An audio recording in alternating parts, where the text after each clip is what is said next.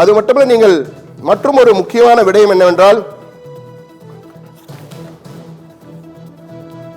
78 என்பது 90 உயரப்போகிறது என்று கூறியிருந்தோம் அல்லவா?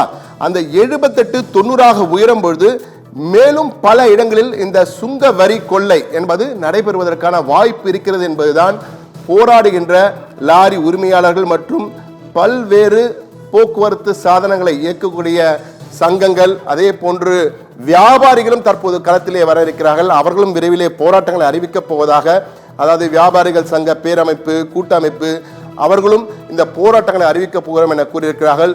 என்றால் தற்போது சட்டமன்றம் நடந்து கொண்டிருப்பதால் சட்டமன்றத்தில் இந்த பிரச்சனையை எதிரொலிக்க வேண்டும் என எதிர்பார்க்கிறார்கள்.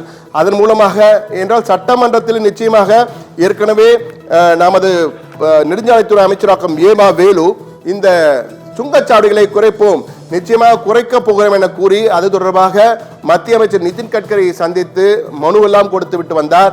மீண்டும் நிதின் கட்கரியே தான் இந்த அமைச்சகத்துக்கு அமைச்சராக வந்திருக்கிறார். எனவே இந்த சூழ்நிலையில் மீண்டும் அவரை வலியுறுத்த வேண்டும். அதற்கு சட்டமன்றத்திலே ஒரு தீர்மானம் நிறைவேற்ற வேண்டும் என்பது மிக முக்கியம். அதற்கான ஒரு எதிரொலியை ஏற்படுத்த வேண்டும் என்பதற்காக தற்போது போராட்டங்கள் அறிவிக்கப்பட்டு வருகின்றன. நாமும் மக்கள் பிரச்சனை, மக்களின் குரலாக இருக்கும் சத்தியம் தொலைக்காட்சியும் அந்த மக்கள் பிரச்சனை நேரில் எடுத்து சட்டமன்றத்தை எதிரொலிக்க வேண்டும் என்பதற்காக நாமும் அந்த பிரச்சனையை தற்போது எடுத்திருக்கிறோம்.